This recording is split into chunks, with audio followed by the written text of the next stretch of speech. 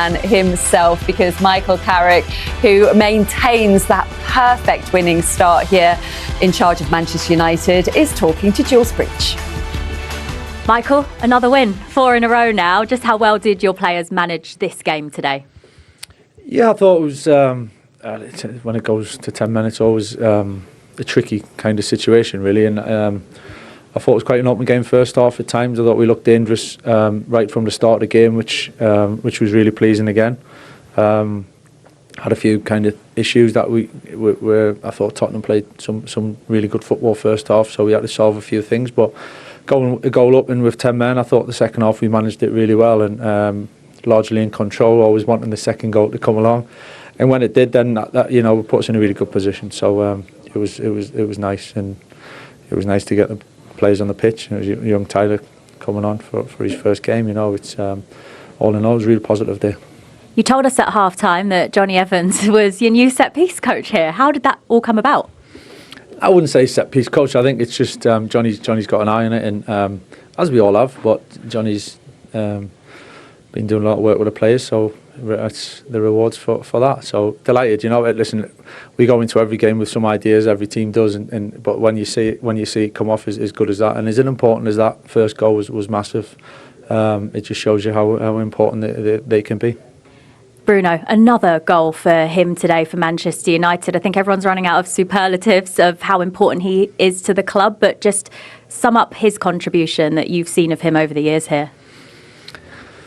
Yeah, listen, it would take a long time to sum it up. I think he's offered the club so much for the time he's been here since he walked through the door. And he played different roles for us today. He ended up on the left and scored his goal off the left. And when we changed things around a little bit, and he's a team player. He gives so much to the group. He's got big moments in him. We know that the quality he has, and he cares a lot about the football club and the team. And I think that's clear to see.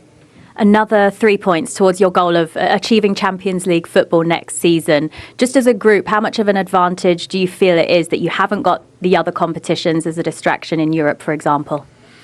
Yeah, it kind of works both ways sometimes. We obviously play Tuesday, and then we've got a bit of a gap going to Everton, so we got to manage the rhythm of the games as much as anything. Sometimes the rhythm of games can help. Sometimes when it gets a bit heavy, it can hinder you. So I think we just got to take it what's in front of us. We got another big game Tuesday night, West Ham, and then kind of regroup and rest and recover and sharpen up, ready for the one after that. And I know you keep saying not to get too carried away, but you can hear it in Old Trafford today. You can hear that the fans understandably are getting very excited with the work you're doing here. At what point do you start to think about what the future might look like? It's not for now. I think, to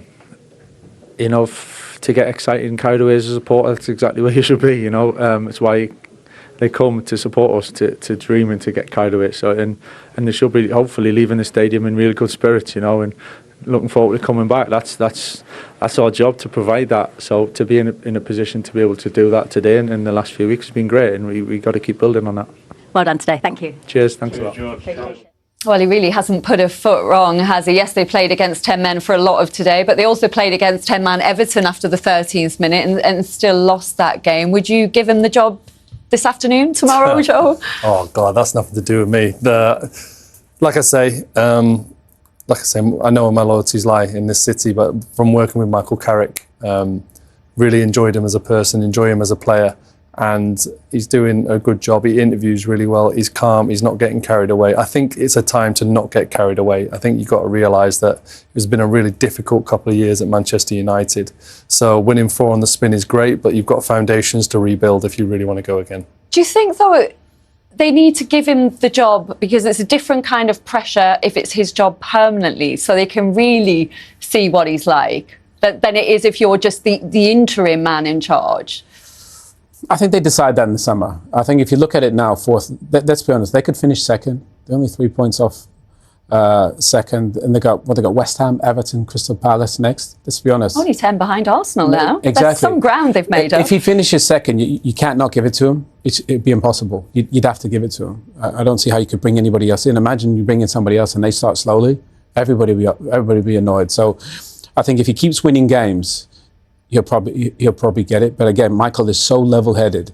You just want to chip away, get in a good position. You see now 4th on league table. Like you said, 10 points behind Arsenal. You know how hard that is to believe after sacking the manager? And we're saying how great this Arsenal team is, and they are. But Man United are in a brilliant position. And I think if he keeps winning games, it's going to be near on impossible not to give it to him.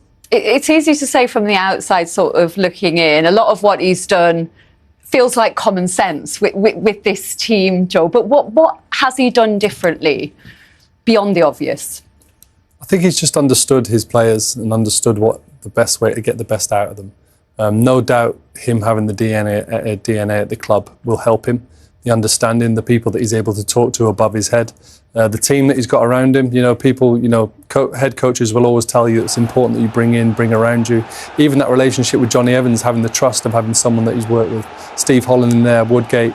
Look, at the moment, like I say, it's working really well. But as Michael, he interviewed brilliantly. He is not going to get carried away. You can't get carried away.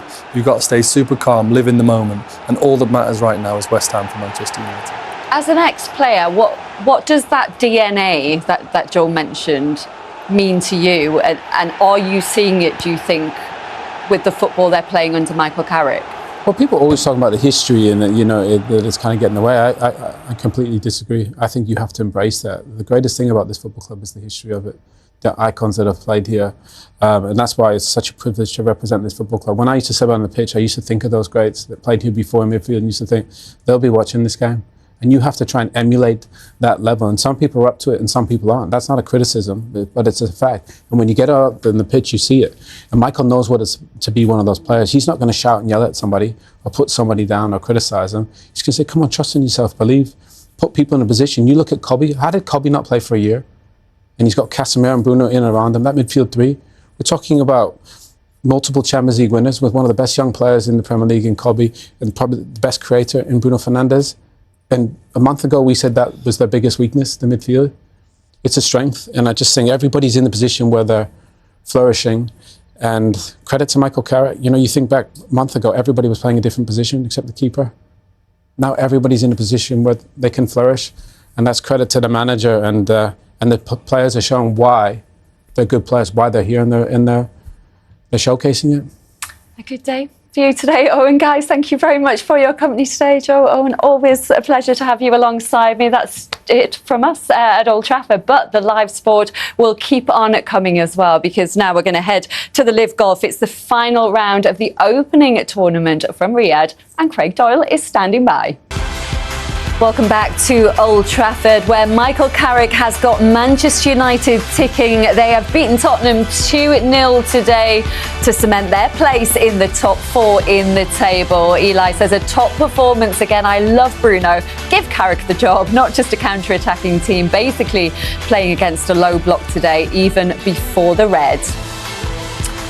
Kelly, though, not blaming Thomas Frank for that defeat, saying, we may have lost this game anyway, but at least we would have given it a go, which is how we started it. This one is not on Frank. And this one, United Ascent, saying, I truly can't praise Carrick enough. He really hasn't put a step wrong so far. Utter dominance today, consistently creating chances, leading to goals, 4 wins in a row. What more can you ask for? Well, let's hear from the man.